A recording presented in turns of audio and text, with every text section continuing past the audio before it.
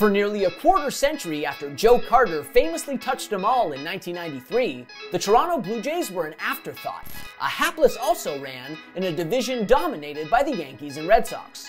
Finally, though, the Blue Jays soared back to relevance in 2015. Propelled by a potent lineup and bolstered by a trade deadline bonanza, Toronto captured its first AL East title since that indelible '93 campaign and snapped what was then the longest active playoff drought in North American pro sports. However, their long-awaited return to October nearly ended in first-round heartbreak. Torturous heartbreak at that. After storming back from a 2-0 deficit in the best-of-5 division series against the Texas Rangers, the Blue Jays found themselves trailing late in the decisive Game 5 thanks to a gaffe so unbelievable it led to an 18-minute delay, an official protest, and quite nearly a riot. Ultimately, it seemed as though fate itself was against the long-suffering Blue Jays, whose valiant comeback effort looked poised to come up short. But it didn't. Instead, over the course of perhaps the most unfathomable half-inning in baseball history, the Blue Jays strung together one of the most remarkable comebacks the game has ever seen. A comeback punctuated by a transcendent home run that turned a franchise great into an icon and provided a generation of fans across an entire country with a Joe Carter moment of their own.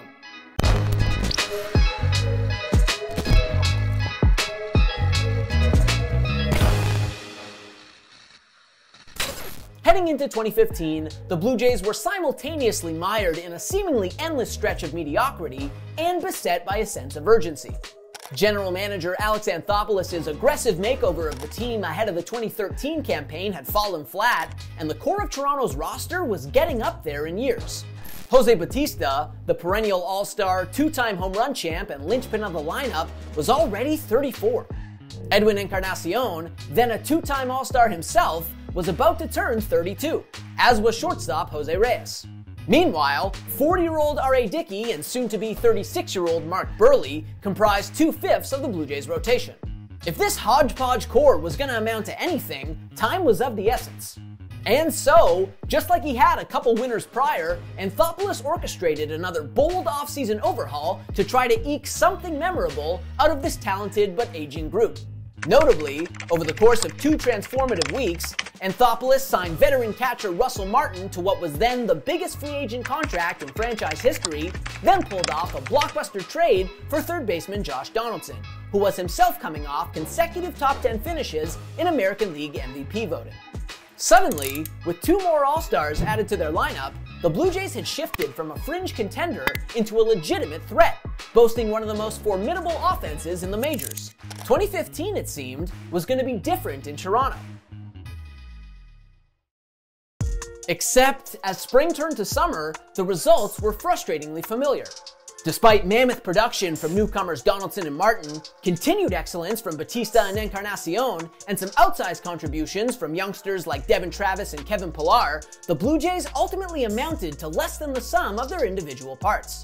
When the All-Star break arrived, Toronto actually had a losing record, and while they were hardly out of the race, they certainly weren't the powerhouse many thought they could be. Well, not yet. Encouraged by his team's elite run differential and undeterred by their middling record, Anthopoulos decided to go all in at the trade deadline, bolstering his roster with some serious impact talent in one of the boldest trade deadline bonanzas in modern baseball history.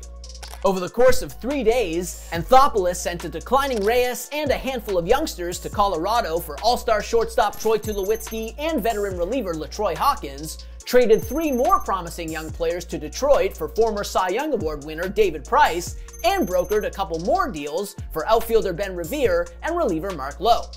The transformation was nothing short of astonishing. The Blue Jays, with their ridiculously potent offense, had been a sleeping giant before the trade deadline, but the additions of Price and Tulowitzki effectively woke them up. And the revamped Blue Jays wasted no time asserting themselves. In his Blue Jays debut, Tulowitzki smacked a pair of doubles and clobbered a 2-run homer in a resounding Toronto victory.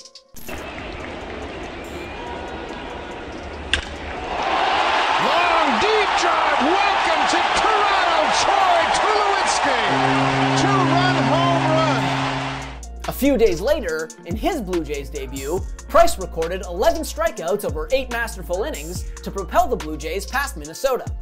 David Price will walk off the mound in the And the winning just didn't stop. Over the final 2 months of the 2015 campaign, the Blue Jays ran roughshod over Major League Baseball, going 43-18 with a plus 127 run differential to close out the campaign. And as they steamrolled their way to 93 wins and their first division title and postseason berth in 22 years, the Blue Jays made an entire country fall in love with baseball again, further enrapturing Toronto and the rest of Canada with each successive win. Ultimately, thanks to their outrageous second half, the Blue Jays finished the season first in the majors in runs per game, home runs, OPS, and weighted runs created plus, while Donaldson eventually took home the AL MVP award for his efforts. And as their first playoff appearance in more than 2 decades loomed, the Blue Jays weren't merely well-positioned for a deep run. They looked virtually unbeatable. However, the baseball postseason is a cruel and unpredictable beast, and the Blue Jays quickly found themselves staring at the possibility of a brief and forgettable return to October baseball. Squaring off against the Texas Rangers, who had bounced back from a last-place finish in 2014 to win their division, the Blue Jays dropped the first 2 games of the ALDS in Toronto, putting them on the brink of elimination as the best-of-5 series shifted to Globe Life Park.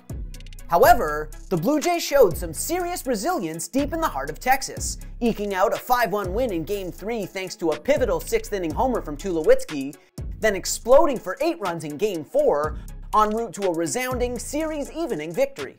Improbably, the series was headed back to Toronto for a decisive Game 5, a game that promised to be one of the most intense in franchise history. Ultimately, however, intense doesn't even begin to describe the insanity that was Game 5. In front of a downright delirious crowd at Rogers Center, the Blue Jays found themselves trailing early, eventually falling into a 2-0 hole in the 3rd inning on Shin-Soo Choo's solo shot off starter Marcus Stroman, who incidentally was supposed to miss all of 2015 after tearing his ACL in spring training, but miraculously returned to the rotation in September. Toronto got one of those runs back in the bottom of the 3rd inning on a double from Bautista that plated Revere, but as the early innings shifted to the middle innings, the Blue Jays still found themselves trailing, unable to do much damage against Rangers starter Cole Hamels. That is, until Encarnacion stepped up in the bottom of the 6th.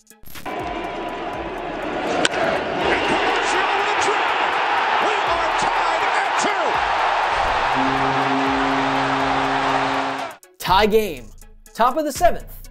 Let the madness begin.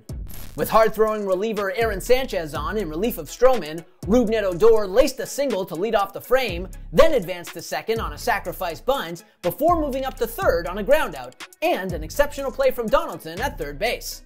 With the go-ahead run just 90 feet away, Choo stepped into the box against Sanchez, who quickly got ahead in the count 1-2.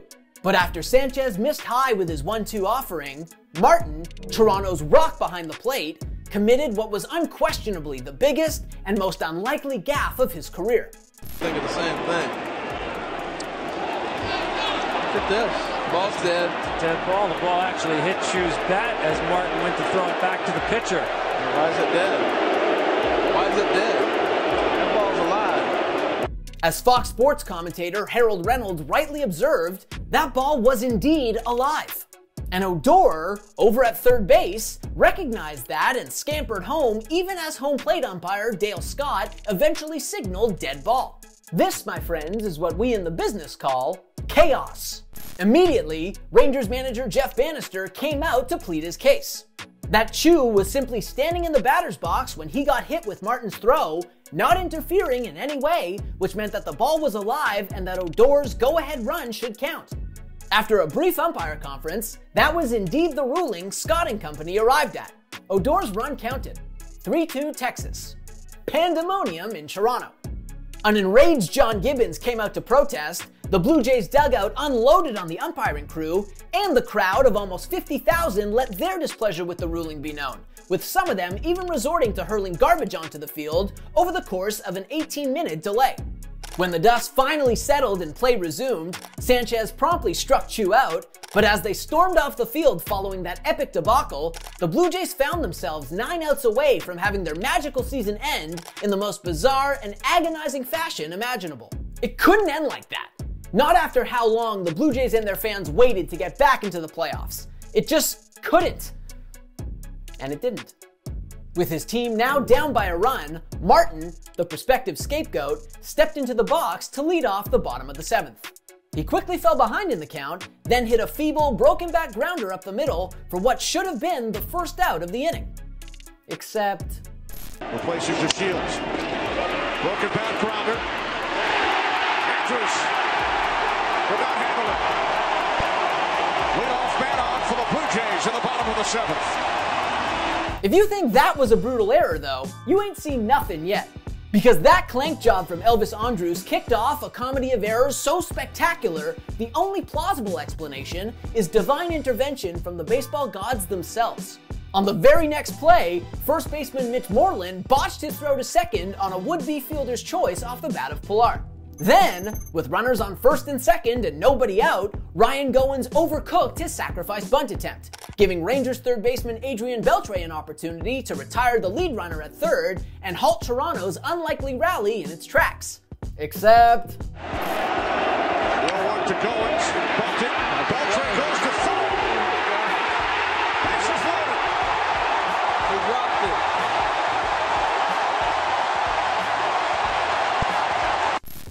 Texas had all 3 outs in this inning in hand. They sit here with none and the bases loaded. Somehow, inexplicably, the Blue Jays had the bases loaded and nobody out, despite not hitting a ball out of the infield. And although Revere failed to drive in the tying run in the ensuing at-bat, hitting into a fielder's choice in which the Rangers actually managed to get the force out at home, his groundout set the stage for Donaldson, who stepped up to the plate to face hard-throwing reliever Sam Dyson with the bases still loaded and only 1 out. Donaldson, who had hit 3 walk-off homers during the regular season, was unequivocally the hitter Toronto wanted at the plate in that situation. And sure enough, the eventual AL MVP worked his way ahead in the count, going up 2-0 and putting himself in the driver's seat. And, well, you know how they say it's better to be lucky than good? Well, all season long, Donaldson had been so good. Exceptional, in fact. But this time around, he got lucky. The 2-0, a Bloom, over the glove, Bautista. Pilar scores, and the Rangers get the out at second. Thanks to Odor's misplay, the Blue Jays had tied the game up 3-3. Rogers Center was a proverbial powder keg, ready to explode. And guess who was coming to the plate with a match in his hand? The bedrock of Toronto's vaunted lineup and the veritable beating heart of the Blue Jays, Jose Bautista. The franchise's single-season home run leader, their eventual all-time leader in wins above replacement for position players, and a shoo-in for a future spot on the Rogers Center's level of excellence. And then, with one mighty swing, Bautista cemented his place in the Blue Jays pantheon, turning himself from a franchise great into an icon. The 1-1 from Dyson. Bautista with a drive. Deep left field. No doubt about it. You can only play with fire for so long. And it's going to burn you. For decades, the Blue Jays were defined by frustration and mediocrity. They were footnotes in the history books of other franchises. Not anymore. Now, the Blue Jays were the ones making history. And Bautista, who had endured plenty of demoralizing years in Toronto himself, clearly felt that catharsis too, as evidenced by the iconic bat flip that followed his homer. With the exception of Carter's World Series walk-off, no moment in franchise history inspired the level of delirium of Bautista's bat flip, which put the finishing touches on the Blue Jays' improbable ALDS comeback, ushered them into the League Championship Series, and wrested them from a gut-wrenching playoff ouster in the process. But it wasn't just a defining moment for the franchise and Bautista. The bat flip's impact was truly transcendent. It played a significant role, after all, in normalizing bat flipping in Major League Baseball. The practice has long been customary in Latin America and South Korea, but bat flipping was generally frowned upon in Major League Baseball for decades. Bautista, however, helped dismantle that laughably austere unwritten rule, paving the way for the delightful bat flipping theatrics you regularly see across the big leagues today. Additionally, the bat flip was also the catalyst for one of the great feuds in recent baseball history, a feud that produced the most infamous punch the game has ever seen. Months after Odor punched Bautista incidentally, the Blue Jays eliminated the Rangers from the postseason for a second year in a row. At the time, however, it was simply a magical, triumphant moment for a franchise long overdue for one.